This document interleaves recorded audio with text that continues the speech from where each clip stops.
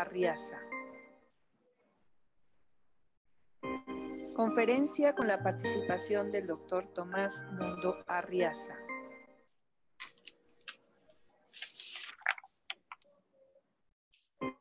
Conferencia con la participación del doctor Tomás Mundo Arriaza.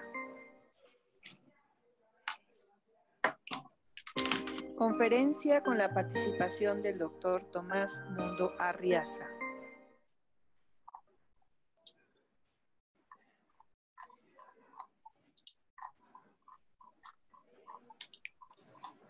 Camila. Bueno, pues vamos a dar inicio.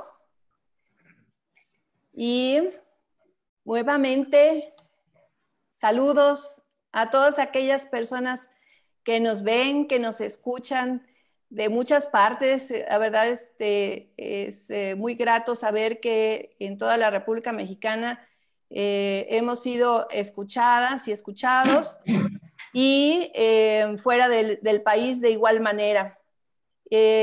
Para mí, una servidora, María del Carmen Rizo Ruiz, les da la más cordial bienvenida en nombre de Mujeres Transformando Vidas, Asociación Civil, y pues siempre muy agradecida el que ustedes siempre nos acepten la invitación. Y esta noche con un tema muy interesante del cual hemos venido trabajando ya desde hace 3 años, Proyecto Inocencia Veracruz. Y está con nosotros esta noche, yo tengo la gran fortuna de presentarles primeramente a mi compañera de muchas batallas, de muchos sueños.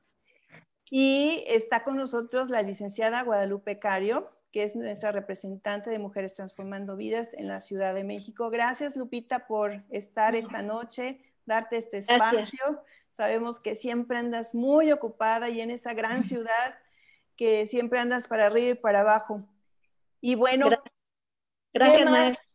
Gracias, Lupita. Y bueno, ¿qué les puedo decir? Hoy tenemos a un hombre que ha sido un gran aliado de nosotras y que desde hace más de 3 años que nos conocimos, el grupo de Mujeres Transformando Vidas, supimos que es un hombre que lucha, que se prepara, que maneja la materia legal perfectamente y no termina de prepararse, que eso es lo más bonito. Pero también todo lo que él va preparando lo va aplicando.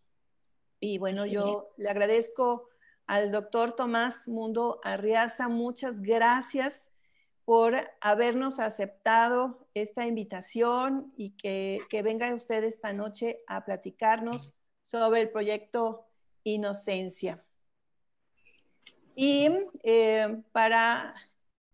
buenas noches, doctor, perdón, ni siquiera lo dejé hablar. ¿Cómo está, doctor? Muchas gracias. Gracias. Sé que es la introducción. Ok, bueno, pues le voy a pedir a mi compañera Lupita que nos dé una síntesis de su trayectoria, porque cuando nos la mandó dije, hijo, nos vamos a echar como 15 minutos. Pero a ver, Lupita, te escuchamos. Sí, claro que sí. Buenas noches, gracias por acompañarnos. Y para mí es un honor pues dar su reseña, dar su currículum del doctor Tomás Mundo Arriaza, sobre todo con un gran respeto porque es un gran hombre aliado de las mujeres. Entonces, bueno, vamos a ver, es abogado veracruzano, comprometido con la justicia, esposo y padre de familia. Y bueno, uno de sus lemas es: si cree usted que la educación es cara, pruebe con la ignorancia, ¿sí? De Everett Curtis Bock. Es licenciado en Derecho por la Universidad Veracruzana, maestría en Derecho con especialización en litigación oral en California Western School. También es doctor honoris causa por la Barra Interamericana de Abogados a través de la Facultad Interamericana de Litigación, Jalapa, Veracruz, México. Datos académicos, cursos y ponencias. Programas sobre reforma judicial en América Latina, en la Universidad de Washington. Técnicas avanzadas del contraexamen, acceso, capacitación en California. Curso de técnicas avanzadas del contraexamen, acceso, capacitación en California. También un diplomado en litigación de oral penal de la Universidad Washington, Academia de Destrezas en Litigación, el acceso y capacitación, también un curso avanzado en litigación oral con especialidad en ciencias forenses. Curso certificación avanzada en interrogatorio y contrainterrogatorio del Centro Iberoamericano de Estudios y Pensamientos de Nueva York. Tenemos también datos académicos y cursos y ponencias en Colombia de técnicas especiales del interrogatorio y contrainterrogatorio. Pasantía internacional en estrategias de litigación penal, sigue estudiando. De litigación penal, sí, mi doctor, qué padre. Pasantía internacional en estrategias de litigación penal en Centro de Estudios Sociojurídicos Latinoamericanos. Pasantía internacional en estrategias probatorias en juicios orales en Medellín, Colombia. Pasantía internacional en estrategias de litigación penal, Centro de Estudios Sociojurídicos Latinoamericanos. También un taller internacional en lavado de activos y compliance, Centro de Estudios Sociojurídicos Latinoamericanos.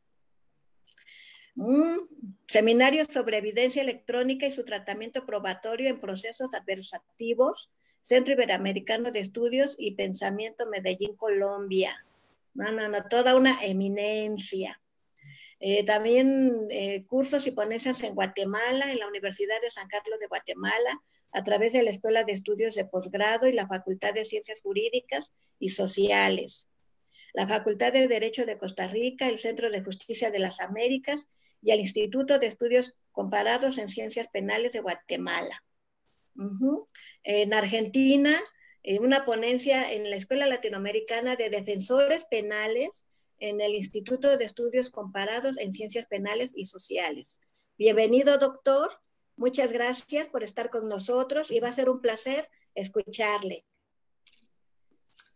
Muchas gracias, Lupita. Y es así como le cedo el uso de la palabra, doctor, y la dinámica va a ser, si nos lo permite, que usted nos pueda exponer el tema y veremos los comentarios que nos hacen llegar a través de la red social para que podamos conversar después de su intervención. Claro que si se nos ocurre algo y si no lo permite, también le podamos hacer alguna pregunta.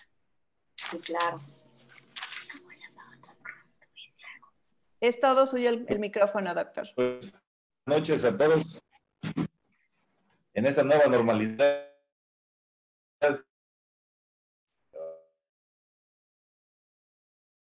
presentación del currículum, y muchísimas gracias a Mujeres Transformando Vidas.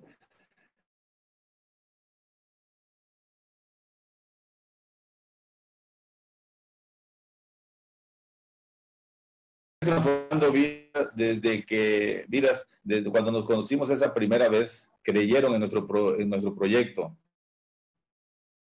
Llegar a Veracruz, después de estar en San Diego, California, que es donde nace el proyecto Inocencia, en donde comparto plenamente los apostolados de California Western School of Law, que es la que se encarga de llevar el proyecto Inocencia en los Estados Unidos, de que en estos momentos está liberando cerca de 2.280 personas privadas de su libertad, inocentes, que estuvieron compurgando penas injustamente.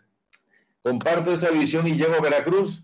Y llego a Veracruz con esta, como dice Francis Fukuyama, venía yo con tanta ilusión como ese niño que avienta una vasija de agua al mar y cree aumentar su nivel. Pero ¿qué encuentra uno cuando empieza a pedir el apoyo a cierto sector de que es un proyecto, el de mayor impacto en América Latina, el proyecto Inocencia? Y en las primeras entes de organizaciones que encuentro eco, pues es Mujeres Transformando Vidas, que son las primeras que confían en mí, la maestra Rizo, la maestra Cela, a través de Karina, y nuestra amiga también que está en la Ciudad de México, que vino al proyecto. Y bueno, pues eso, ahí, sí, ahí estoy.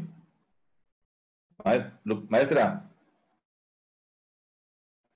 Perfecto, doctor. Sí, se escucha. Entonces, ¿qué consiste el proyecto Inocencia? El proyecto Inocencia nace en los Estados Unidos. Hoy el proyecto Inocencia es una realidad en Puerto Rico, en Colombia, en Argentina, Perú ya está trabajando también.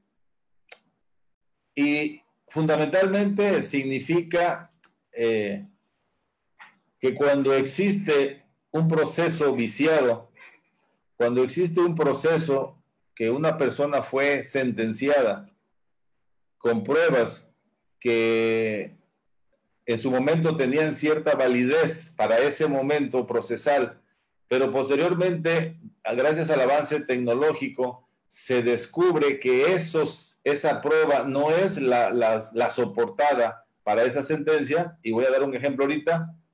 En ese momento procede la liberación de esas personas.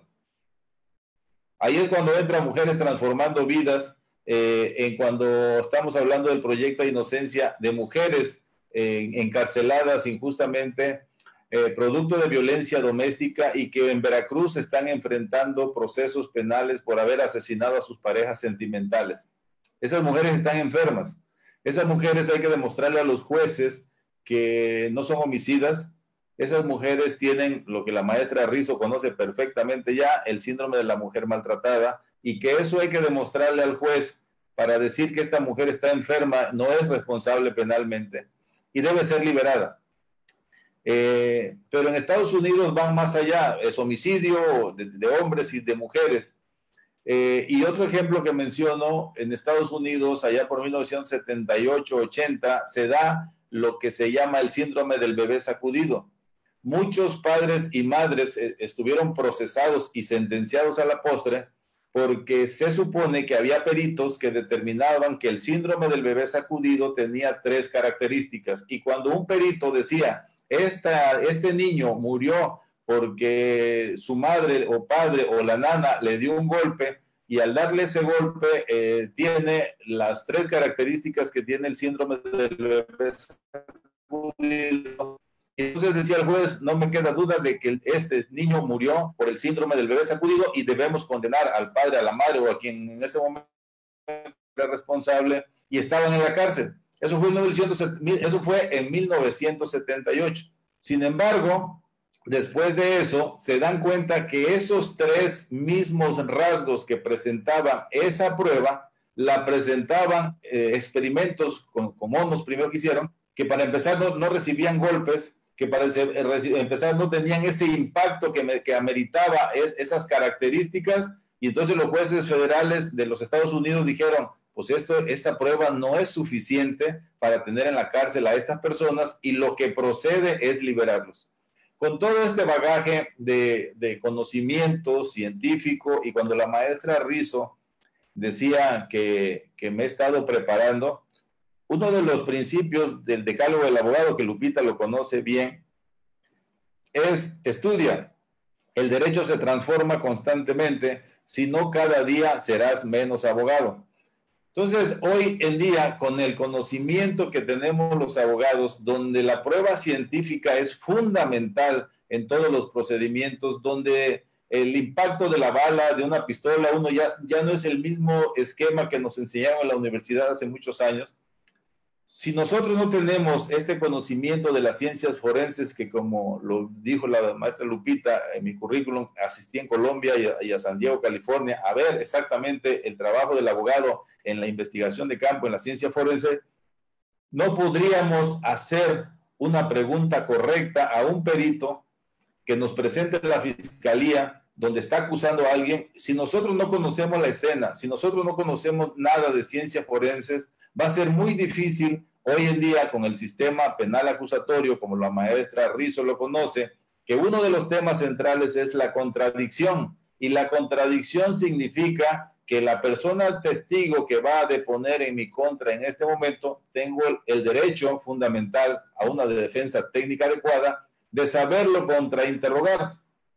A eso se debe que también en mi currículum se leyó que he asistido a cualquier cantidad de cursos de examen y contraexamen o interrogatorio y contrainterrogatorio, porque ese es el abogado que no sepa, defensor, que no sepa contrainterrogar, en su vida va a ganar un juicio, porque lo que vemos en la película de Cuestión de Honor, donde al final Jack Nicholson acepta que sí dio un código rojo a través de las preguntas que le hacía Tom Cruise, es muy difícil, eso solamente se ve en la película. En la realidad jamás un testigo va a decir sí, efectivamente yo lo hice. Y si lo hiciera, tiene que ser a través de preguntas correctas, a través de un contrainterrogatorio.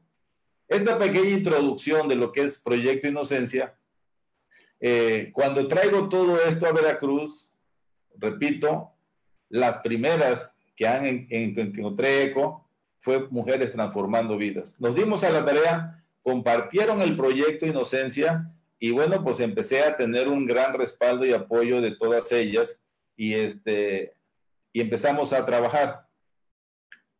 Empezar a trabajar significa que primero había que tener una población carcelaria que tenemos en Veracruz, datos específicos. Después de esa población carcelaria, creo que por ahí está la gráfica de cuántas personas privadas de su libertad, tanto hombres y mujeres hay, 6.900 según 6.430 tenemos en Veracruz, de las cuales 499 según el último reporte son mujeres.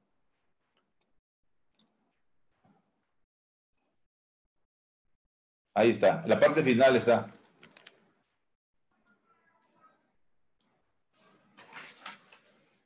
Ahí está, tenemos 6.430 en total, 6.031 hombres y 399 mujeres privadas de su libertad. 2.961 personas están procesados hombres y 240 procesadas mujeres. 2.745 sentenciados hombres y 124 sentenciadas mujeres. Ese es el universo que debíamos saber primero. Es decir, nuestro universo exacto son 2.961 personas que Mujeres Transformando Vida y Veracruzano Inocente o Proyecto Inocencia es nuestro arranque de partida.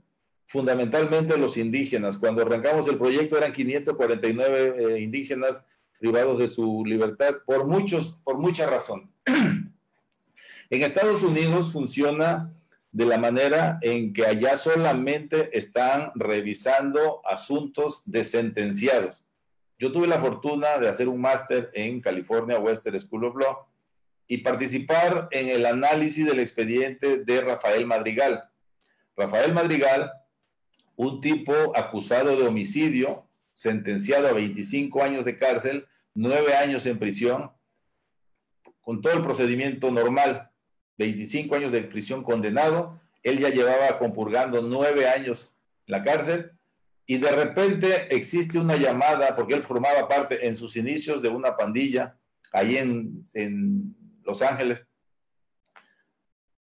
Y cuando ya está en la cárcel 9 años en una de las visitas de la esposa y demás, en la parte contraria, los contrarios de su pandilla tienen una conversación telefónica, ese líder privado de la libertad también, con su novia, y le dice a la novia, ¿viste qué fácil fue echarle la culpa a Rafael? Él se supone que pertenecía a la pandilla Gogo, y todo parecía, dice, que él fue el culpable, lo armamos de tal manera que hoy él está también sentenciado sin haber tenido nada de participación. Esa llamada telefónica, esa conversación telefónica, permitió abrir el expediente y decir, este hombre es inocente y está en la cárcel. Entonces, a través del Proyecto Inocencia en California, se hace toda una serie de análisis y finalmente, después de 3, 4 años de estar luchando, Rafael Madrigal obtiene su libertad. Rafael Madrigal sale totalmente limpio en su récord allá en los Estados Unidos y hoy está enfrentando, demandando al gobierno de los Estados Unidos por una cantidad millonaria por haber estado privado ilegalmente de su libertad.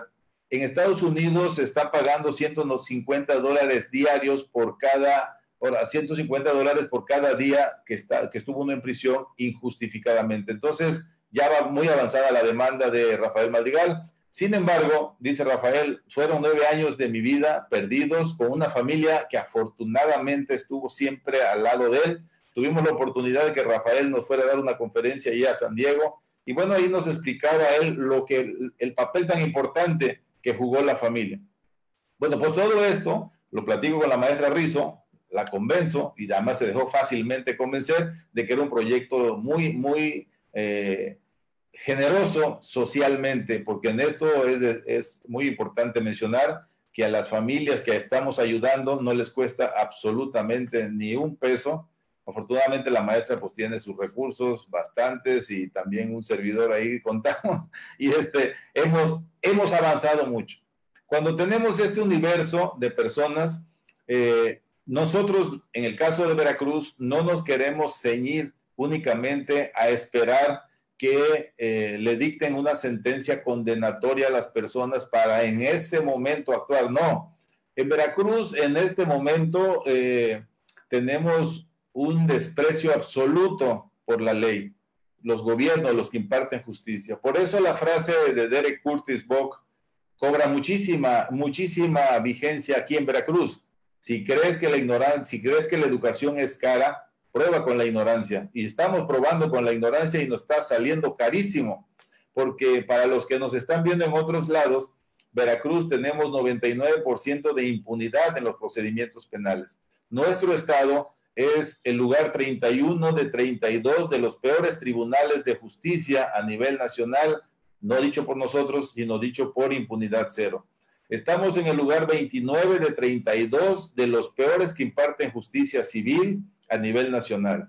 En el lugar 29 de 32 de los peores que imparten justicia penal. Esto en el World Justice Project de este informe de 2020. Es decir, no podemos esperar que tenemos un 90%, y este dato es duro, criminal para nosotros los abogados, que tenemos el 90% de la plantilla de jueces que son jueces improvisados, jueces que nombraron los presidentes de tribunales en su momento, jueces a modo para determinar ciertas situaciones políticas. 90%. La semana que viene, por ahí del martes, miércoles, este grupo de inocencia, vamos a presentar una denuncia en contra del Consejo de la Judicatura por incumplimiento de un deber legal, porque no es posible que tengamos jueces que simplemente no han pasado por el tamiz de un examen de oposición ante el Consejo de la Judicatura y en ese momento puedan ser nombrados jueces como tal. ¿Por qué? Porque el que nombra en este momento a ese juez no va a obedecer tanto a la ley como está obedeciendo a quien le dio la posibilidad de ser juez. Bueno, bajo ese esquema, nosotros no podemos quedarnos en eso de esperar a que alguien le dicte sentencia condenatoria y empezar a trabajar. Nos dimos a la tarea eso y estamos también liberando a personas que están en este momento procesadas. Fernando Ramírez Santos ya es una persona, Fernando Moreno Santos es el primer indígena que ahorita platicaremos de él, pero tenemos a otro, a Porfirio, en Papantla. Porfirio tiene 8 años procesado de un delito de violación que por supuesto ya revisamos el expediente que no cometió. Y el tema central, que esto es muy importante subrayarlo, nosotros no fabricamos inocentes. Nosotros lo que estamos haciendo es primero revisar el expediente y de ahí, si de ahí partimos que no hay los elementos suficientes para que una persona esté privada de su libertad, empezamos a promover las acciones, las pruebas y lo que se tenga que hacer. El caso de Porfirio, un indígena totonaco que está en Papantla, en el reclusorio de Papantla, es lo que demuestra estos errores garrafales que hay en la Procuración y Administración de Justicia en Veracruz. Porfirio está procesado por un delito de violación en una relación consentida en el pasado cuando aparece o hay un producto, un niño, y bueno, empieza la cuestión de alimentos. Es muy fácil para la familia de ella y de ella ir a presentar una denuncia por violación. Y se integra la carpeta y no hay violación. Entonces, eso lo vamos a aprobar nosotros. Estamos esperando los tiempos porque la historia de Porfirio es terrible. 8 años procesados, cuando en la Constitución, en el artículo 20, habla que ningún juicio debe tener más allá de 1 año. Esa es culpa de nosotros los defensores. Cuando la fracción 13 la fracción 10 del artículo 113 del Código Nacional de Procedimientos Penales señala que en ciertos delitos que se exceda de 4 años la sanción, no excederá el proceso para 1 año. Eso lo voy a explicar más adelante porque tenemos la estrategia jurídica para sacar a todas esas personas de prisión, porque este plazo procesal es exclusivamente para el Ministerio Público, no para los defensores. Y ahí corresponde a nosotros estratégicamente ver si las pruebas que en ese momento están en la carpeta, en el expediente, son suficientes para dictar sentencia, no permitirle un día más al Ministerio Público que siga ofreciendo medios probatorios. Entonces, el caso, para que nos demos una idea por qué estamos en el proyecto Inocencia, Porfirio, este indígena, le dictan sentencia condenatoria a los 2 años de estar procesado. Llega al Tribunal Superior de Justicia de Jalapa, y el Tribunal Superior de Justicia, hay magistrados y magistradas que lo primero que hacen es revisar que le falte una coma, un sello, algo de tinta del sello para devolver el expediente al juzgado de origen y perder otros 6 meses allá. Eso pasó con Porfirio.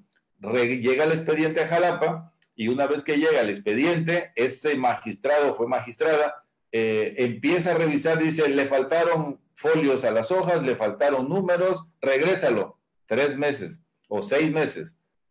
Y le dice, y desahoga otra prueba que no desahogaste. Desahoga la prueba, regresa al expediente, ya no le toca a esta magistrada, le toca a otro magistrado, y ese otro magistrado vuelve a hacer la misma revisión y dice, pues ahora te falta otra prueba, y regresa el expediente al lugar de origen, y entonces el juez dice, efectivamente me falta esta otra prueba, la voy a desahogar, y ya regresa el expediente por 3ª ocasión, y es una de pelotera entre va y viene. Hoy, afortunadamente, ya se acabó eso. Hoy, al magistrado que le toca el expediente en principio, si tiene que regresar por alguna razón al lugar de origen, cuando regrese otra vez, le toca a ese magistrado nuevamente. Como esos casos, hay muchísimos. Por eso no quisimos centrarnos exclusivamente en las personas sentenciadas. Estamos ahorita analizando el tema de los procesados, y ahí en la parte final que aparece de la hoja, tenemos que son 2.961 procesados. Ese es el universo en el que, bueno, Mujeres Transformando Vidas y la Red de Inocencia vamos a trabajar, a revisar todos y cada uno de esos expedientes. ¿Por qué? Porque hay muchísimo material. Hoy hemos firmado convenio con un grupo de peritos de Tampico, Tamaulipas, que fundamentalmente, entre otras especialidades, tienen el tema de la neurociencia, neuroescritura forense. Así fue como, aplicando estas pericias con el caso de Fernando Moreno Santos, pudimos liberarlo cuando el juez estaba a punto de dictarle una sentencia condenatoria de 12 o 14 años de prisión. Afortunadamente, la maestra Rizzo y yo tuvimos la gran oportunidad de ir, promover, asistir, hablar y pelear, y finalmente logramos la liberación de Fernando Moreno Santos como nuestro primer indígena. Este señor, la historia es la siguiente. Fernando es de una comunidad de Papantla, de la parte de la costa. Este señor, Fernando, desde el inicio no tuvo un traductor, él no hablaba español, y lo que no sabía la fiscalía fue que en el caso del totonaco, hay un totonaco que se habla de una forma en el centro de Papantla, y hay un totonaco que se habla de una forma distinta en la costa de Papantla. Entonces, no se distinguió eso, no lo supo la fiscalía, no le puso traductor. Esa era la principal causa, la violación al debido proceso. no tenía siquiera conocimiento de la pertenencia a una etnia. Nosotros tuvimos que hacer un estudio antropológico y fue como con ese material probatorio nosotros le hicimos llegar al juez. Entre ellos, ¿cuál es la situación? Fernando, indígena, se roba a Rosario, por decirlo de alguna manera, ella joven, 15 años, él 10 años mayor que ella, y cuando se van de sus comunidades, los papás presentan una denuncia. Presentan la denuncia por pederastia. 5 años ya viviendo ellos juntos con un niño. A los 5 años, la eficiente policía ministerial, que para también conocimiento es la peor calificada a nivel nacional, la ministerial de Veracruz, los detiene, lo ingresan al reclusorio y los papás de ambos lo que querían era que Fernando obtuviera su libertad porque era una familia normal, estable. Está en la cárcel casi 3 años de prisión, procesado, enfrentando el delito de pederastia. Su mujer iba a verlo al reclusorio. En el reclusorio se casan. En el reclusorio nace el segundo hijo de Fernando Moreno y esa era una cerrazón de los jueces, una cerrazón de las autoridades, en este caso la fiscalía, que no era posible, vaya, que mantuvieran en prisión a este señor procesado. Por eso fue que nosotros intervenimos, aportamos las pruebas, cambian al juez. Afortunadamente es un juez sensible el que aparece, Leuterio Malpica, y es un juez que platicamos, y eso no me lo dijo él, pero sí me lo dijeron otros jueces. Cuando se trata de asuntos de esta naturaleza, pederastia, violación, y conste que el que cometa esos delitos debe ser severamente sancionado, pero cuando se cometan, y esa carga probatoria le corresponde a la fiscalía, no en este caso, que era de todas luces, que había una familia que la misma institución de gobierno desintegró. Entonces, cuando empezamos a hablar con otros jueces, yo platico con ellos y le digo, en este caso no hay elementos probatorios para dictar una sentencia condenatoria. El argumento de ese juez, no este, por supuesto, la verdad, un gran reconocimiento a su valentía. Esas otras personas con las que he platicado me dicen, no hay nada, pero yo prefiero que sea un magistrado el que me diga que yo estoy mal y me revoque la sentencia y por lo tanto yo te lo voy a condenar. Cuando yo llego a platicar con un magistrado y le dije, magistrado, no es posible que en estos casos no haya elementos probatorios suficientes ni las más mínimas datos de prueba para condenar a una persona y ustedes tengan que dictar una sentencia, lo más fácil es revocar. Y me dijo el magistrado, yo prefiero que sea un juez federal el que me diga que estoy equivocado. O sea, nadie está cumpliendo con su tarea. Por eso nosotros nos dimos a esa tarea de empezar a revisar esos expedientes de los cerca de 2,000 y pico, 2,700 personas que están en Veracruz, que son susceptibles de poder obtener su libertad. Entonces, eso es parte de, no sé, maestra, cómo vamos de tiempo, seguimos hablando, interactuamos, hay preguntas, sigo.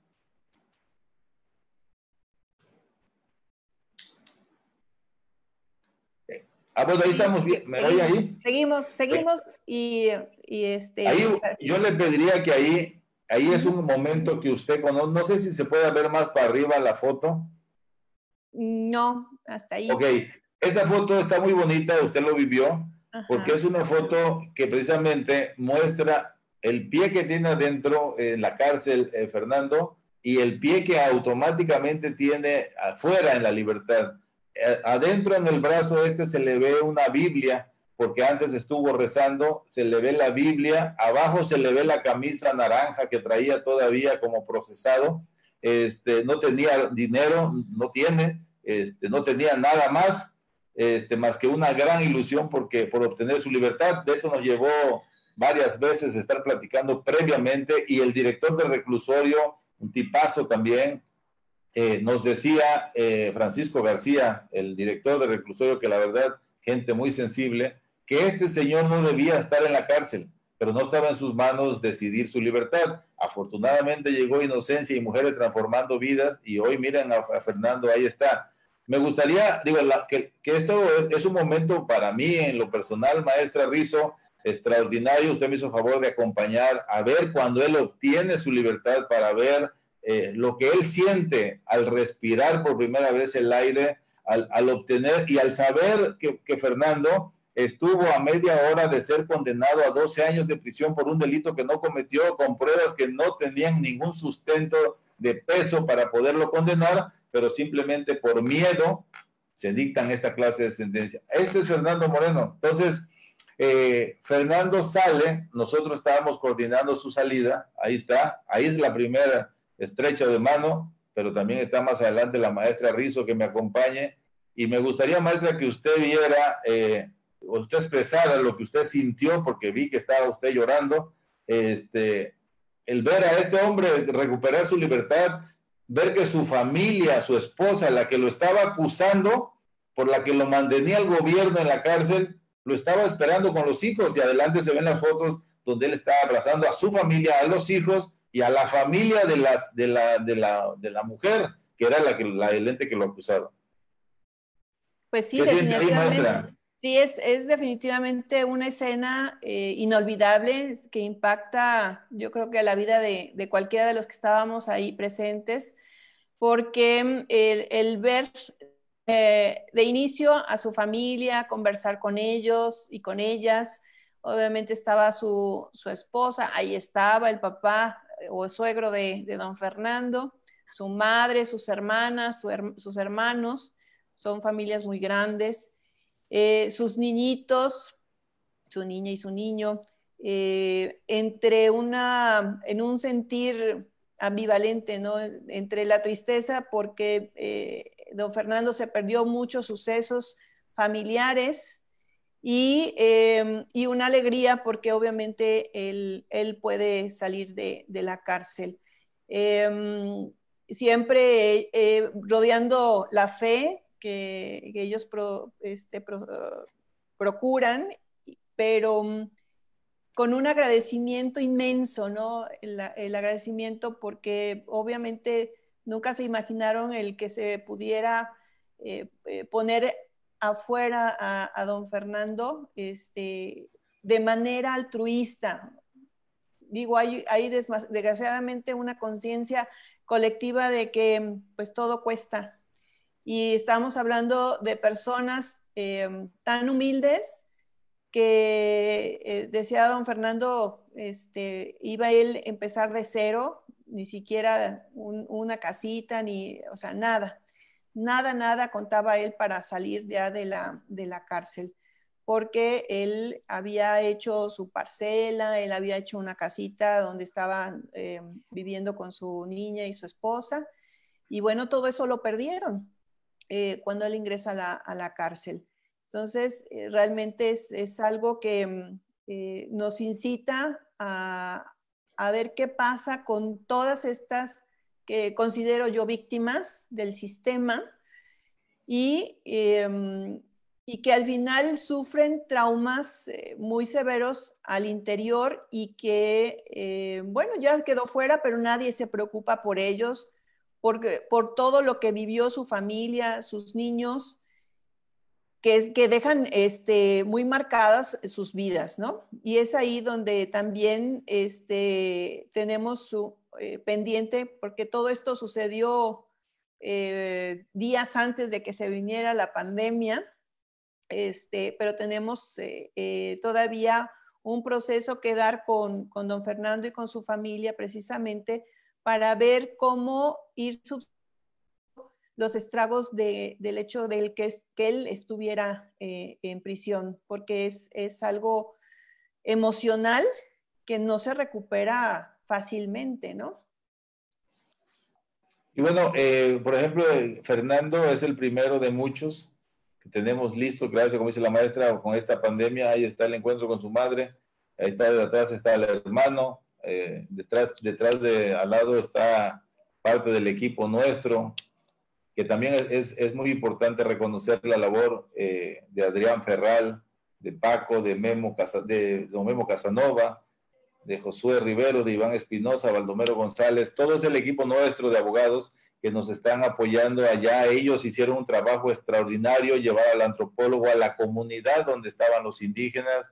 Luego otro Memo, que es de Tampico, el líder del grupo este de peritos, que a través de la neurociencia, neuroescritura forense, él determinó a través de la escritura que Fernando no tenía los rasgos de un pederasta y determinó que a través de los rasgos de Rosario no tenía los rasgos de una víctima de pederastia. Entonces se conjuntaron toda esa serie de cosas y le digo, afortunadamente en este caso jueces sensibles como este Eleuterio, que entendió que tenía, su misión era hacer justicia y esto era parte de esa misión que cumplió, la secretaria proyectista en los mismos términos, la fiscal adscrita en los mismos términos. Es decir, hubo una suma de gente que sabía que no tenían qué hacer, qué apelar, qué revisar, qué pedir, cuando era a todas luces natural que se estaba cometiendo una gran violación por parte del Estado en la libertad de Fernando Moreno Santos. Y bueno, pues ahí va, creo que eso fue lo más importante. Esta pandemia nos retrasó un poco. Tenemos otro caso de otro... la población carcelaria indígena en Veracruz está dividida en tres grandes reclusorios: Papantla, Chicontepec y Zongolica. En esas tres zonas eminentemente indígenas es donde se concentra el mayor número de población privada de su libertad. En Papantla tenemos otro caso de una persona que también está acusado de pederastia, es decir, muchas de las veces se utiliza a los niños para dejar a la gente en prisión. Y en este caso, este muchacho ya lleva 4 años privado de su libertad, acusado de pederastia, se supone de tocamientos a su sobrino, y ya estudiamos el asunto, no existe tal. La madre es una señora de 85 años que sale 4 de la mañana de su comunidad para llegar al reclusorio 9, 10 de la mañana. El personal del juzgado, jueces y todo el personal, fiscalías, cooperan para juntarle 100 o 200 pesos a la gente, a la señora, para poderse volver a su comunidad. Él estaba en Papantla, lo pasaron a Poza Rica, después nosotros gestionamos que se pasara el muchacho a Papantla, porque en Papantla trabaja en el reclusorio como panadero, y cuando su madre de 85 años llega a la visita, él algo, no sé, 50 pesos, es lo que logra juntar a veces para que su madre, que vive gastando dinero, que está a las 4 para poderlo mejor a su comunidad, 80 con 100 pesos. Y lo peor, eso no es tanto, lo peor es que es un delito que él no cometió, no existen pruebas suficientes, y bueno, pues ese es el otro que tenemos listo para poder lograr su liberación. Desgraciadamente esta pandemia vino a retrasarnos, pero casos de inocencia, como yo decía, Puerto Rico está trabajando muchísimo en estos temas, Argentina está trabajando en la liberación muchísimos. Una mujer que asesinó a su pareja sentimental a balazos, recientemente en Argentina obtuvo su libertad precisamente porque se demostró ante el juez de control que ella padecía el síndrome de la mujer maltratada. Entonces, creo que Veracruz estamos listos, estamos preparados. A partir de la liberación de Fernando, hemos lanzado la invitación para que otros abogados de las zonas respectivas se unan con nosotros a este proyecto. Un gran de confederaciones y colegios y barras de abogados, y cuando se permita el tema de la pandemia empezaremos a firmar convenios con los de Papantla, Zongolica, Chicontepec, y empezar a revisar los expedientes y aplicar correctamente, aplicar este avance de las nuevas tecnologías en cuestión de el tema de procesos penales, y buscar, repito, en la medida que se pueda, en la medida, número 1, la regla, que la persona sea inocente. Fundamentalmente ese es nuestro eje, buscar que sean inocentes, no fabricar inocentes, sino simplemente si vemos que está injustamente en la prisión, que no tengan ninguna prueba en contra, porque se han dado los casos que dicen mi familiar que está en la cárcel no participó. ¿Y qué hacía en el coche afuera? Bueno, él los estaba esperando afuera para cuando cometieran el atraco. Él lleva, por supuesto que él no es inocente, él tendrá que pagar las consecuencias. No, inocente es como este caso de Fernando Moreno, como el caso de Pablo, como el caso de Luis, que son gente que efectivamente no cometieron estos ilícitos, que la fiscalía no tuvo el material probatorio suficiente, pero porque existe una tendencia errónea a creer que entre más gente haya en la cárcel, más se abate el delito, es dejarlo. Y bueno, en esos casos es donde nosotros estamos entrando para poder revisar los expedientes y demostrar eso precisamente, que son inocentes. Entonces, maestra... Y de manera preventiva, doctor, ¿qué es lo que se pudiera ir mejorando en el sistema? ¿Qué necesitamos cambiar del sistema para que estos temas, lo que es pederastía, lo que es el síndrome de la mujer maltratada, sea ya tratado ante las instancias que usted ya mencionó, que se tenga que cambiar? ¿Qué es lo que tenemos que cambiar del sistema? Bueno, en el caso, yo creo que en el caso de la Fiscalía existe algo, debe haber un sistema de prevención del delito, pero se ha explotado muy poco. En el caso del Tribunal Superior de Justicia, no sé si exista algo sobre prevención del delito, pero ¿qué es lo que se tiene que cambiar el sistema? En el caso de Veracruz, yo le diría a la presidenta del Tribunal Superior de Justicia, esa hay que cambiarla, porque no tiene ni idea de lo que es la justicia. Y luego hacer lo que nos han recomendado muchos abogados en distintos foros que yo he estado, denunciar a los jueces. Nosotros, no porque yo sea el abogado defensor, pero teníamos un caso, ese no es indígena, en donde a todas luces no debía estar en prisión. Sin embargo, hubo una llamada al juez de control y el juez de control lo dejó en prisión preventiva justificada. No era de oficio, justificada. Miles de argumentos. Nosotros argumentamos lo que en sentido nos obliga la ley y el juez dijo se queda en prisión. Se quedó en prisión y un juez federal ordenó que hoy ese señor goce de libertad. Entonces, ¿qué hay que cambiar? Ya lo dije quién, y también a los jueces, y denunciar a los jueces, estos que se aparten de los lineamientos que la ley orgánica les impone. La ley orgánica les dice que todos los jueces deben regirse por principios de lealtad, legalidad, objetividad, respeto a los derechos humanos. La mayoría no lo hace. Entonces, ¿qué tenemos que hacer los defensores? Denunciar para que esto de alguna manera cambie. Entonces, nosotros la próxima semana, ya lo dije, vamos a presentar una denuncia contra el Consejo de la Judicatura, precisamente para obligar a que se profesionalicen los jueces. No es posible, usted conoció perfectamente el caso de doña Luchita, así es, la ancianita de 87 años que fue lanzada por su propia hija de la vivienda que era de la señora. ¿Quién fue el juez? Un muchacho que tenía 1 año de haber salido de la universidad, en ese tiempo afín al grupo del presidente en turno, en ese tiempo Edel Álvarez Peña, 1 año de haber salido de la universidad, cuando la ley orgánica habla de 5 años de tener cédula profesional. Lo denunciamos por ejercicio indebido de servicio público y hoy ese ya no está desgraciando vidas de muchos, ya no es juez y está enfrentando una denuncia. Entonces, yo creo que eso es lo que tenemos que hacer. O sea, el proyecto Inocencia es ver los errores que han cometido precisamente, ¿no? Entonces, cambiar algunas cosas, yo creo que establecer esos mecanismos de prevención del delito tendría que ser en la Fiscalía, pero muy poca gente, diseñan políticas en ese sentido. Así es. Y bueno, el equipo que se conformó, háblenos un poquito, ¿qué es lo que realiza cada uno de los integrantes? Fíjese que muy bueno, porque Karina fue la que, gracias a ella nos conocimos nosotros. Así es. Muy sensible, además, creyó muchísimo en el proyecto, cree mucho en ustedes y cree mucho en nosotros. Entonces, ella fue el enlace fundamental. Después, un gran equipo que tenemos en Papantla, en Poza Rica, dirigidos y liderados por Memo Casanova, un abogado con todas las ganas, acabó su carro yendo a la comunidad. Gracias a Fernando Moreno ya no tiene coche don Memo.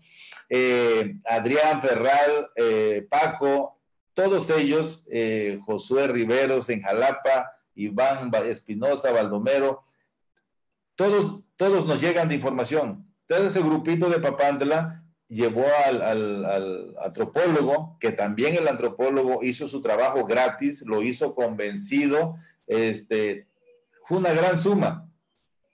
Y bueno, gracias a ellos ya tenemos esta enorme base en Papantla, tenemos próximamente yo creo que 5 indígenas más que vamos a liberar y vamos por muchos más. Los indígenas, maestra, y después los procesados que no deben estar en la cárcel, vamos a buscar que esos enfrenten el proceso en libertad. Yo tuve la oportunidad de ahorita en línea y todo esto, tomar un curso en Granada, con la Universidad de Granada. Y lo que decían ellos es que está tan atrasado el tema carcelario que no se sabe, todo el mundo habla de la reinserción social, pero para reinsertar a alguien tiene que ser en la sociedad, ¿no? Entonces dice, yo no sé qué haga las cárceles, lo que sí queda demostrado que las cárceles sí hacen buenos prisioneros. Entonces tenemos que, para haber una buena reinserción social, tenemos que ver el cambio de medida cautelar. Entonces, si tenemos 2.700 personas que pueden obtener su libertad, no ser libre completamente, no, enfrentar el proceso en libertad, también sobre ese punto vamos a trabajar en cuanto la pandemia nos los permita. Pero, por ejemplo, aquí un dato muy importante, el Estado de México, el Tribunal Superior del Estado de México, lleva más de 6.500 audiencias digitales en línea, penales, donde muchos han obtenido su libertad o el cambio de medida cautelar. 6.600 audiencias penales y nosotros absolutamente nada. Tenemos una parálisis judicial terrible, que es una irresponsabilidad enorme de las autoridades que están ahorita en este momento administrando justicia. No vamos a esperar eso. No vamos a esperar que algunos, por ejemplo, Pacho Viejo, algunos internos ya se murieron de COVID, otros empleados ya se murieron de COVID, familiares de los que están presos ya se murieron y las autoridades, hay una insensibilidad terrible. Entonces, por eso es la denuncia y la próxima semana denuncia e inmediatamente un amparo en contra de la inacción de las autoridades encargadas de administrar justicia. Es la única forma como creo que tenemos que exigir y repito, y es muy importante dejar bien en claro, no andamos buscando fabricar inocentes.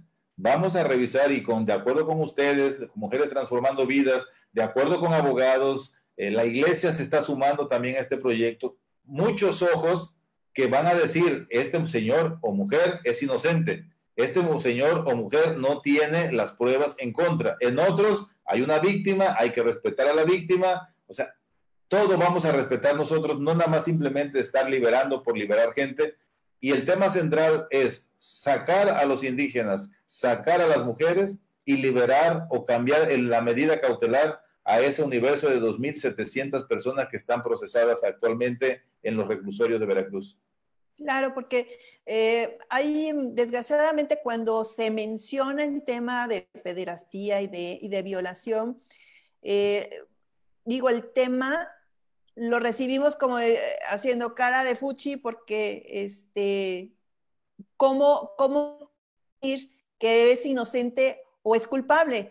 Cuando tenemos en los grupos indígenas el uso y costumbre, cuando vemos directamente, y esa es parte también de nuestro trabajo de Mujeres Transformando Vidas en comunidades pequeñas, por ejemplo, Coyolillo, por decirlo así, porque hemos trabajado mucho con las mujeres y son mujeres que a edad temprana, 13, 14, 15 años, ellas dicen, me caso, pero se juntan con su pareja y no hay nada formal, obviamente, porque son menores de edad, pero es un uso y costumbre de la comunidad, que también es un trabajo que tenemos muy pendiente quienes trabajamos el tema de género, porque se sigue fomentando estas usos y costumbres y no se corta ese hilo que impida que las niñas frustren su vida laboral, estudiantil,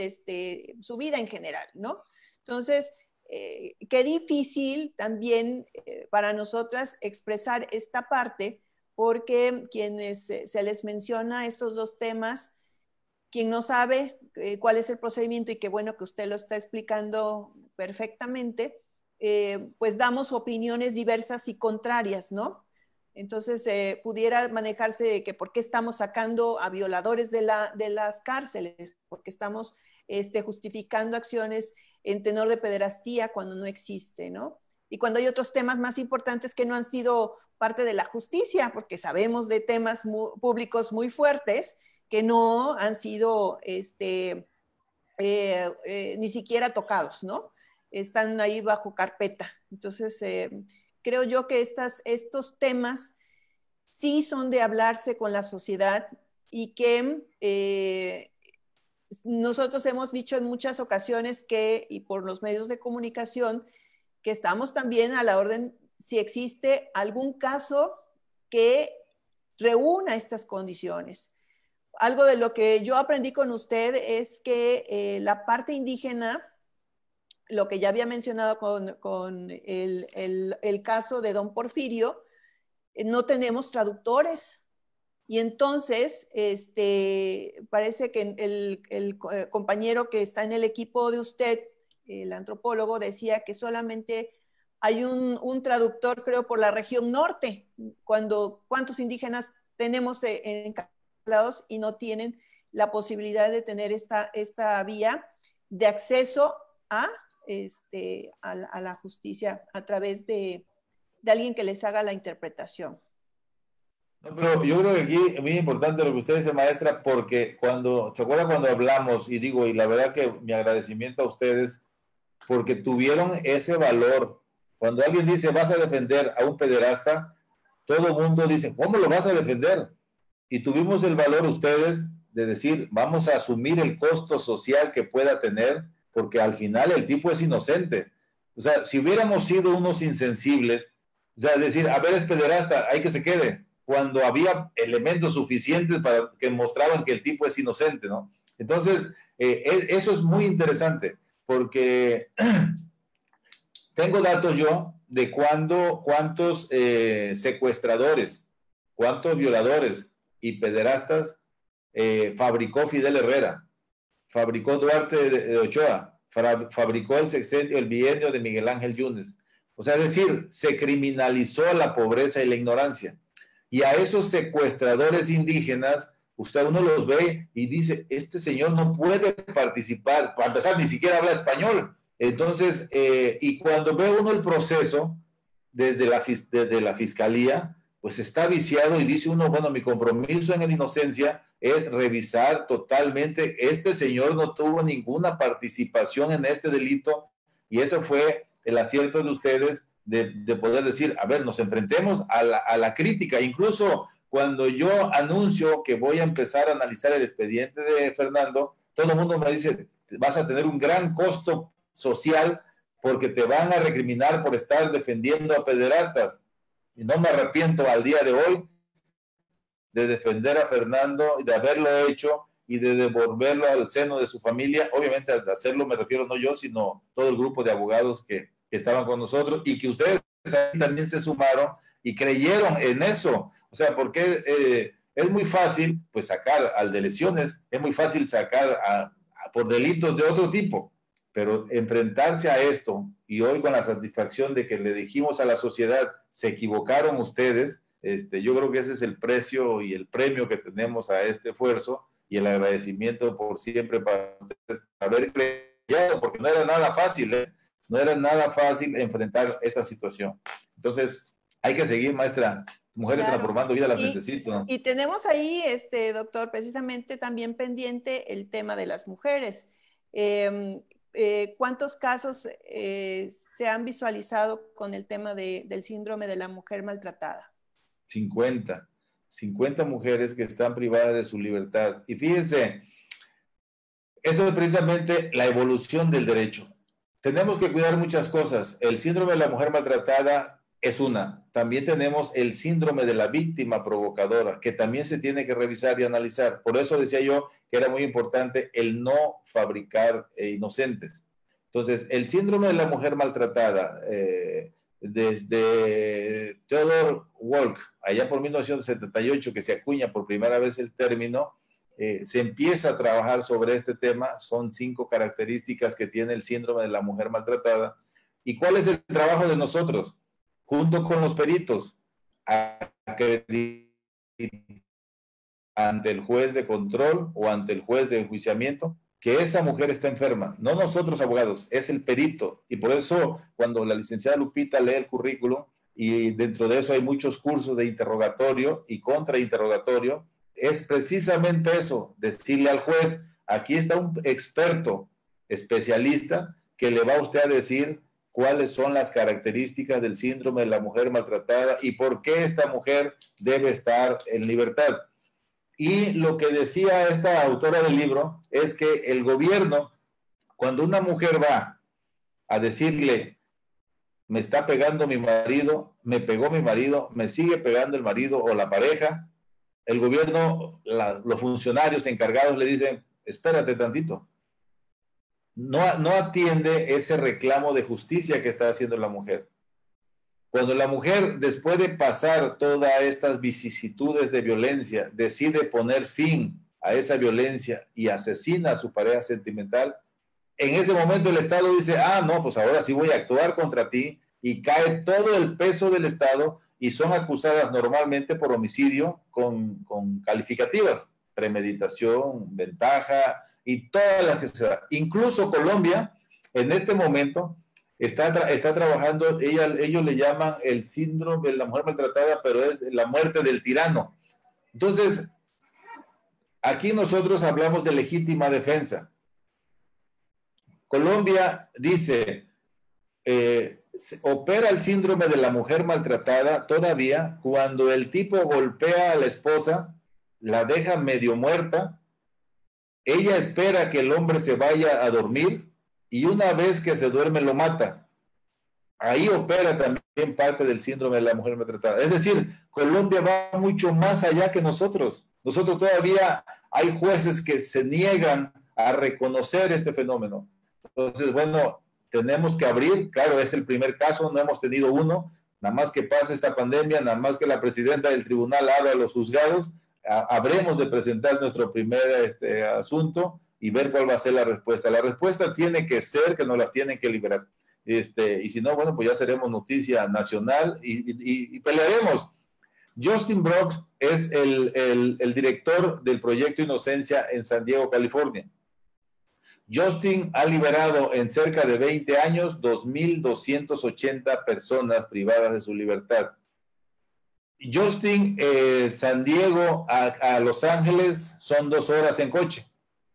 Cuando Schwarzenegger era gobernador de California, le mandaba todos los días un Twitter para que liberara a él, con el poder que tenía del indulto, a una persona que estaba demostrado que era inocente. Bueno, lo que hizo, y nosotros estuvimos ahí con Justin, lo que ya no lo hicimos fue que Justin se fue caminando de San Diego a Los Ángeles para demostrar y pedir justicia en el sentido estricto por una persona. Bueno, si él lo hace, nosotros, no vamos a ir caminando, pero nosotros sí vamos a exigir y una y otra vez y con pruebas públicas demostrando cuando sean nuestros inocentes. Así es, porque desgraciadamente en el tema del síndrome de la mujer maltratada, si hablamos de género, estamos pues en un retroceso garrafal. De 6 meses para acá, sí, el tema de feminicidios ha ido por la borda. Entonces, ver esto, que ya tenemos mujeres, estas que usted mencionó, que serían de revisarse. Imagínense sus familias, que si tenían hijos y vivieron violencia por parte de la pareja, luego quedarse sin madre, ¿qué está haciendo el Estado para poder acobijar a esta familia, ¿no? Ellos son los que se deberían de quedar sin madre, porque al final del día son los que de Coatepec, una pareja, el mesero, ella, jóvenes, 20 y tantos años, 2 niños, ella sometida a golpizas por parte de él. Un día iba a haber una feria de Coatepec y le dijo, te espero mañana a las 2 de la tarde, espérame, voy a ir por ti, vamos a la feria. Llegó a las 6 de la tarde y tomado. Ella le reclama y él, pues obviamente, la empezó a golpear. Ella agarra un puñal y se lo clava y solamente uno fue necesario en el puro corazón y lo mata. Bueno, la detuvieron, la metieron a la cárcel, está por homicidio y ya son 2 niños que se quedaron en la orfandad. Es lo que usted decía del tema de la familia, precisamente por esa ignorancia de las autoridades. O sea, aquí la idea de la fiscalía es, voy a meter a la cárcel a quien tenga que meter, a sabiendas de que no procede, cuando su función es no tomar partido, simplemente aportar las pruebas que las partes le hagan llegar. Así dice en su ley orgánica, que es una institución de buena fe, y por supuesto que de buena fe no tiene absolutamente nada. Entonces, ese caso es muy, muy particular, como dice usted, ahí se quedaron esos 2 niños sin madre, porque bueno, ya ella está, y yo creo que también la fiscalía que integró eso y el juez que determinó dejarla en prisión a esa mujer. Así es. Así es, y en este tenor de poder seguir colaborando y atendiendo, usted mencionó acciones que también hemos hecho en conjunto con la Universidad de Jalapa y con el Instituto Forense, y de igual manera abriendo pues paso a quienes decidan sumarse, porque se requieren aparte de presupuesto, ¿verdad? Porque es ir y venir, necesitamos más colaboradores. ¿Qué características debe de tener quien se quiera sumar al proyecto, doctor? Fíjese que ese es un extraordinario punto tan importante como nuestras personas privadas de su libertad. En Estados Unidos, en San Diego, California, el proyecto gira en 3 ejes, que es precisamente la revisión de los expedientes, el otro, las clínicas procesales, y el otro, las reformas legales. Y el otro punto, el financiamiento. En el caso de las clínicas procesales, como usted muy bien lo sabe, firmamos convenio con la Universidad de Jalapa.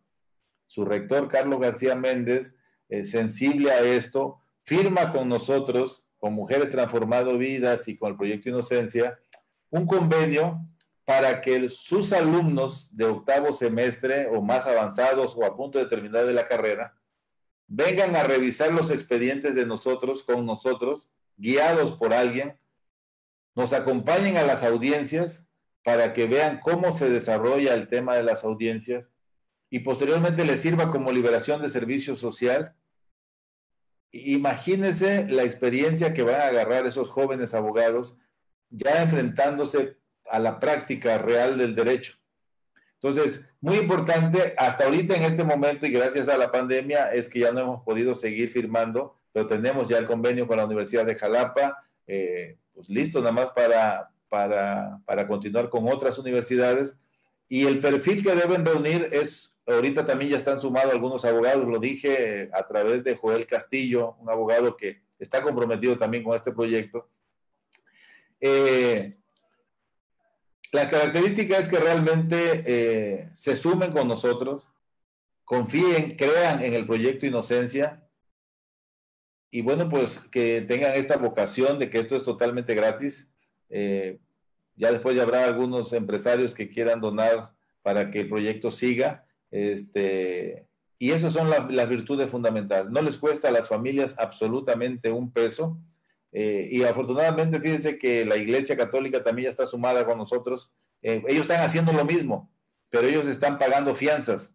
Entonces le dije, maestro, ¿por qué no nos sumamos y en lugar de hacer el trabajo por separado, hagamos un solo trabajo fuerte, único, coherente, donde haya muchas voces responsables? Y esas son las características que deben tener quienes deseen sumarse a este proyecto. En el sentido de que es hacer equipo, ¿no, doctor?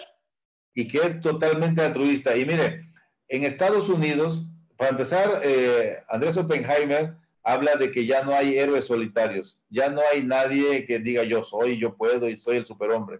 En Estados Unidos, en los despachos hay abogados especialistas en interrogar, especialistas en contrainterrogar, especialistas en salidas alternas, el procedimiento abreviado, y especialistas en elegir al jurado.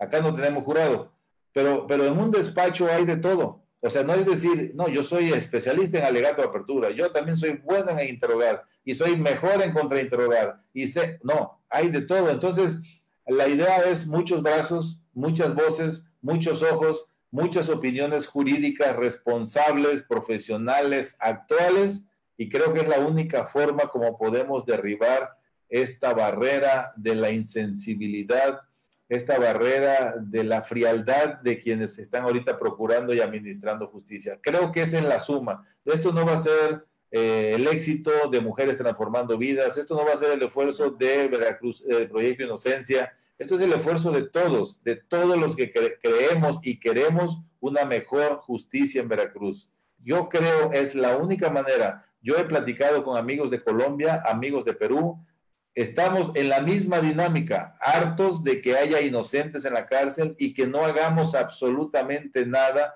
y nosotros mantengamos una gran indiferencia. Entonces, afortunadamente, gracias a ustedes que se sumaron, que esta iniciativa de difundir este tipo de cosas, seguramente va a haber hoy nuevos aliados en nuestro proyecto Inocencia. Perfecto, doctor. Lupita, ¿quieres hacer alguna intervención, pregunta? Tu micro.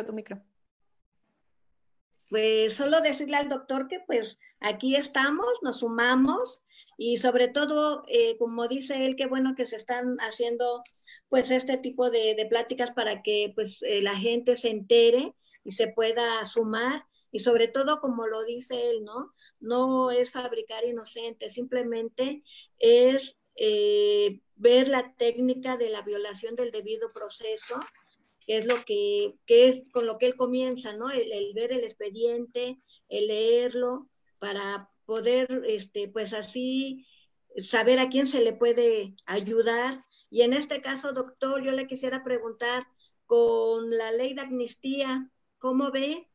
¿Cree que nos pueda ayudar aún más? Nos puede ayudar más, pero por ejemplo, esa ley es para delitos federales.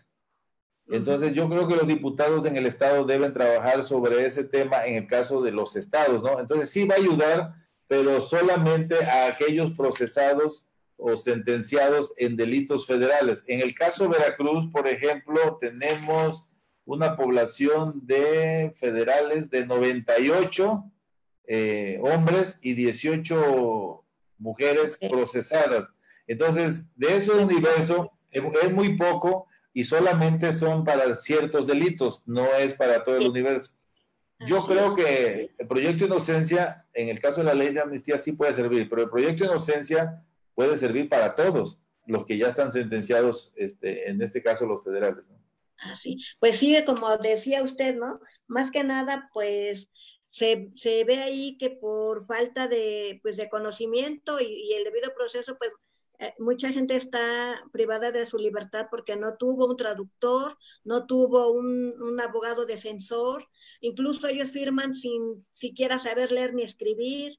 Entonces, pues la verdad es que hay mucho trabajo y pues esperemos que todos los que nos están pues escuchando, y yo por mi parte, pues yo estoy acá, pero bueno, no importa lo que podamos aportar y qué bueno que nos estamos enterando y pues sumarnos, hay mucho trabajo que hacer y como usted dice, pues yo creo que aparte es también la gente que pues que quiere ayudar, los abogados pues, que quieren aportar, ayudar, porque pues como usted lo dice, no hay dinero, ¿no? Simplemente el saber que hay una gente con sueños privada de su libertad y pues las víctimas colaterales que tenemos, ¿no?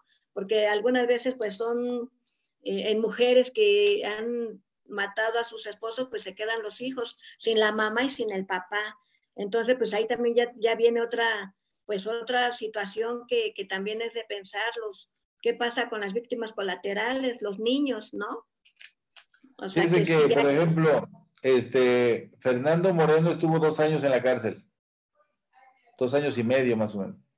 Porfirio lleva 8 años procesados, no sabe. Imagínense que en unos 2 meses o 3 lo exoneren y quede limpio porque va a quedar totalmente inocente, es inocente. ¿Y qué pasó con sus 9 años de prisión perdidos? Así es. Por la ineptitud. Una reparación de daño. Estados Unidos paga $150 diario. Colombia pagó del 2013 al 2018 $350 millones por reparación de daño en detenciones ilegales. Aquí no pagamos absolutamente nada.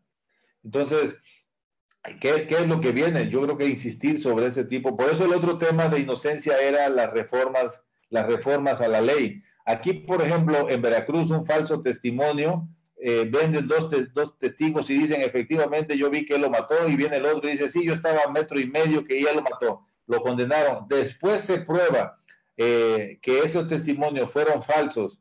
Y la ley en nosotros, nuestro Código Penal, señala que esos testimonios falsos solamente tendrán valor cuando la persona imputada sea reconocida inocente. O sea, es decir, me voy a pasar 10 años en la cárcel por 2 testigos falsos y después cuando venga la maestra Rizzo y nos saque, en ese momento funciona. O sea, es terrible. Por eso es que se está trabajando en el tema de la ley. Y un punto antes, no sé qué tiempo tengamos, nuestro lema de la esperanza es que todas las familias que tengan a una persona privada de su libertad, que confíen, que se acerquen, que escriban, que obviamente partan de la base que son inocentes, que fueron ilegalmente detenidos y que no se pierda la esperanza. Nuestro, no apóstol, pero sí nuestro gran impulsor es don José León Sánchez.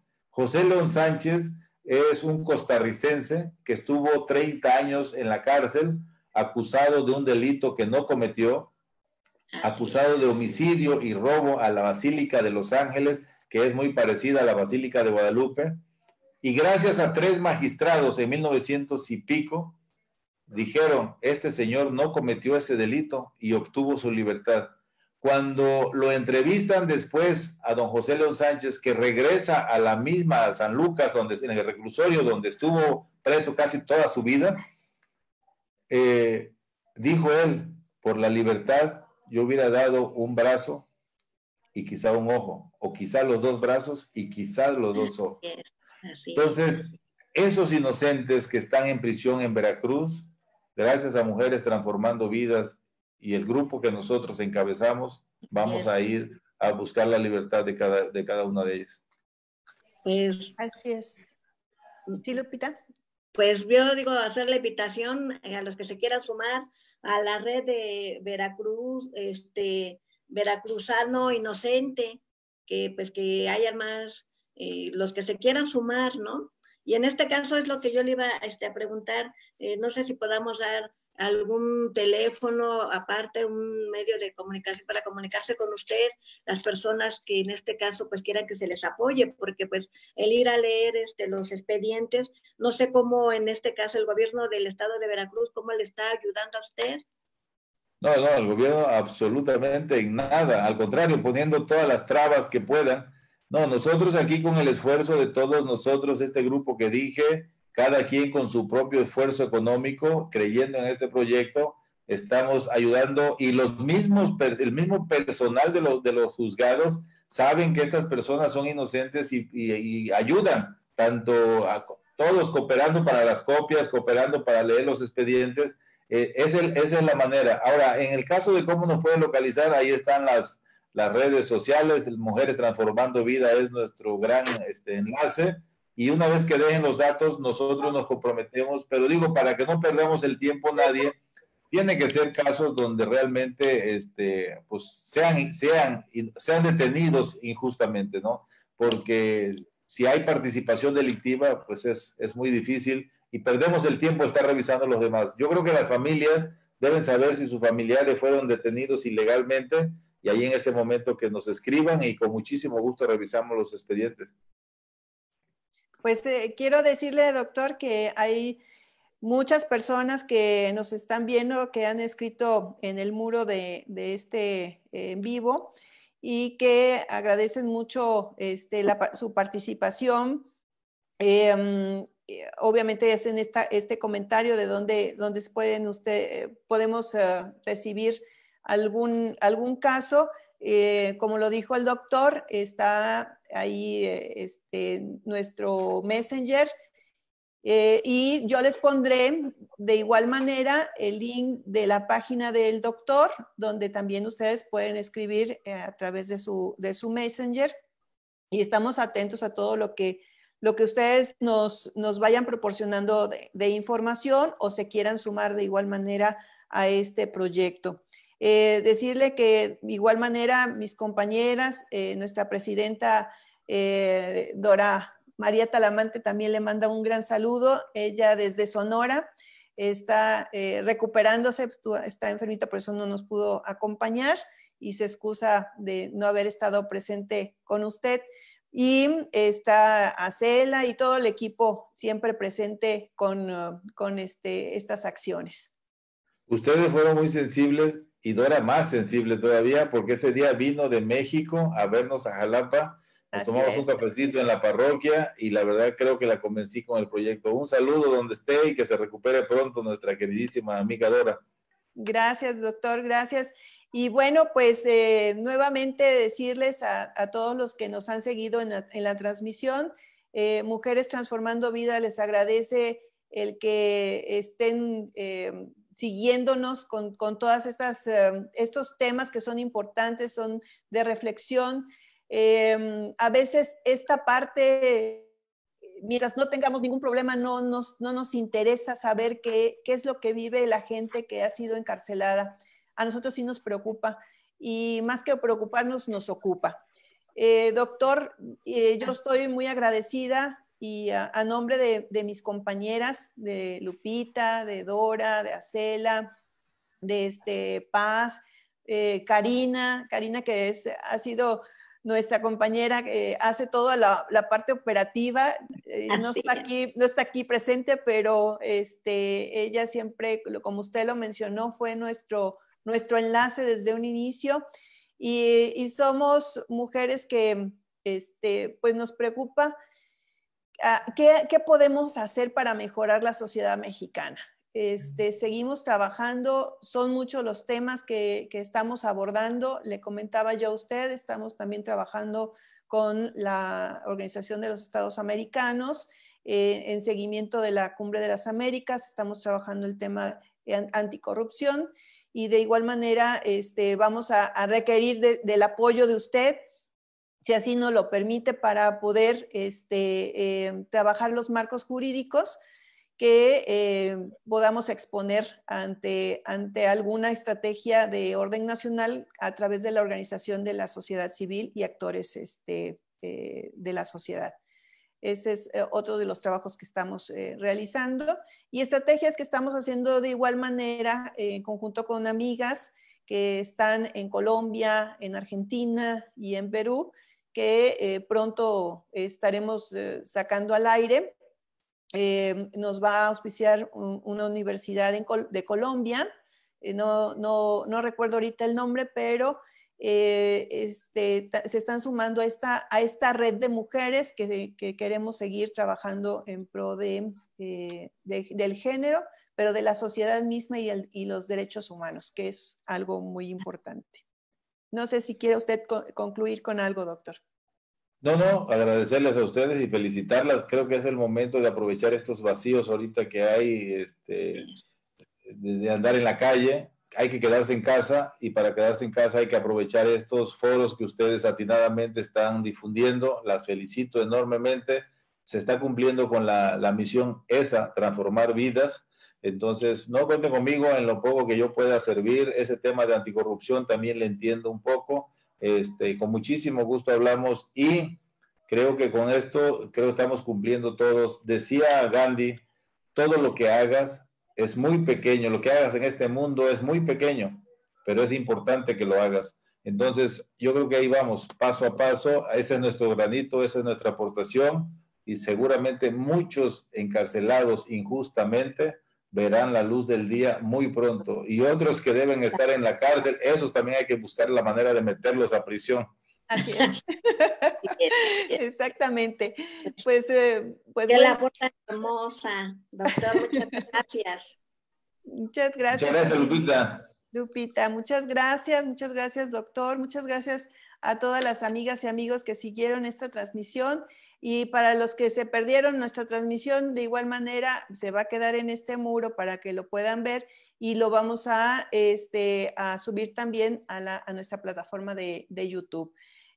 No me queda más que decirles que pasen una bonita noche. La semana que entra tendremos más temas de cuáles hablar y estaremos haciendo la invitación a través de nuestro muro y con nuestras redes sociales.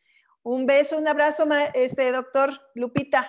Un abrazo, gracias. Que estén muy bien y un beso a todos y a todas. Gracias, bonita noche. Buenas noches.